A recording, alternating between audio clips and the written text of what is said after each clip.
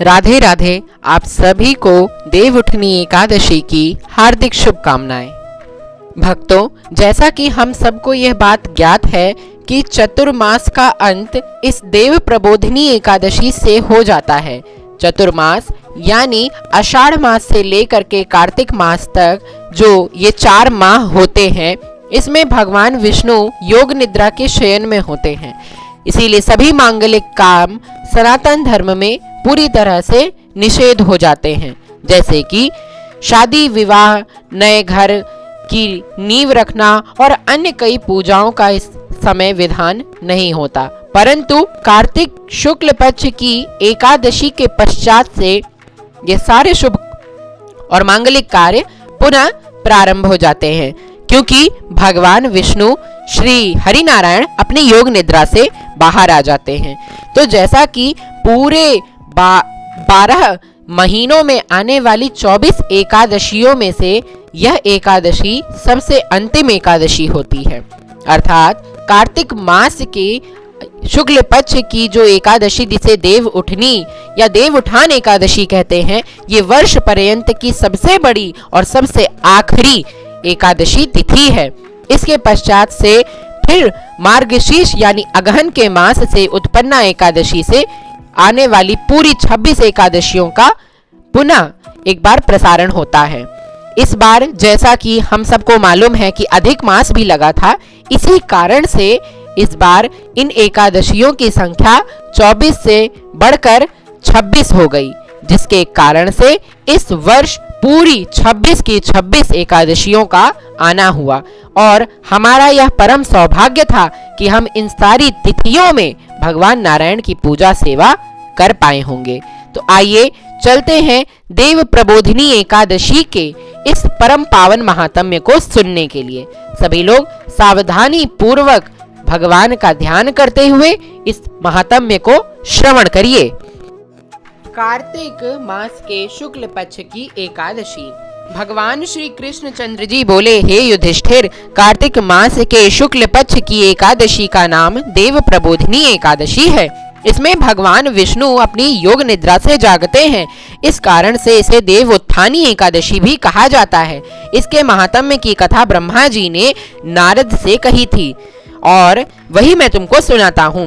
जिसके हृदय में प्रबोधिनी एकादशी का व्रत करने की इच्छा उत्पन्न होती है, उसके 100 जन्मों के पाप भस्म हो जाते हैं, और जो इस व्रत को विधि पूर्वक करता है, उसके अनंत जन्म के पाप नष्ट हो जाते हैं। ये भगवान की प्रसन्नता का मुख्य साधन है। एकादशी प्रबोधिनी व्रत से मनुष्य की आत्मा को यह बोध होता है कि वह भगवान का ही एक अंश है। जो इस व्रत से विष्णु जी की कथा सुनते हैं, उन्हें 7 दीपों के दान करने का फल मिलता है। जो कथावाचक की पूजा करते हैं, वह उत्तम लोकों को प्राप्त करते हैं। कार्तिक मास में जो तुलसी द्वारा भगवान का पूजन करते हैं, उसके 10,000 जन्म के कष्ट दूर हो जाते हैं। जो पुरुष कार्तिक में वृंदा यानी तुलसी का दर्शन करते हैं, वह 1000 युग तक वैकुंठ का स्थान प्राप्त करते हैं। जो व्यक्ति इस माह में तुलसी के वृक्ष को लगाते हैं और उनको दान करते हैं, उनके वंश में कोई निसंतान नहीं होता। जो तुलसी की जल में नित्य जल चढ़ाते हैं, उनकी वंश सदैव फूली फली रहती है। जिस घर में तुलसी का पेड़ हो, उसमें सर्प देवता उस घर में निवास नहीं करते। यमराज के दूत वहां स्वप्न में भी नहीं विचरते। जो पुरुष तुलसी के वृक्ष के पास श्रद्धा से दीप दान करता है, उनके हृदय में दिव्य चक्षु दिव्य प्रकाश होता है। जो शालिग्राम की चरणोदकी तुलसी मिलाकर जल से उसको ग्रहण करता है, उसके निकट भविष्य में उसकी कभी अकाल मृत्यु नहीं होती, सर्व व्याधियां नष्ट हो जाती हैं, वह पुनर्जन्म को प्राप्त नहीं करता। ऐसी पतित पावनी तुलसी का पूजन इस मंत्र से करना चाहिए।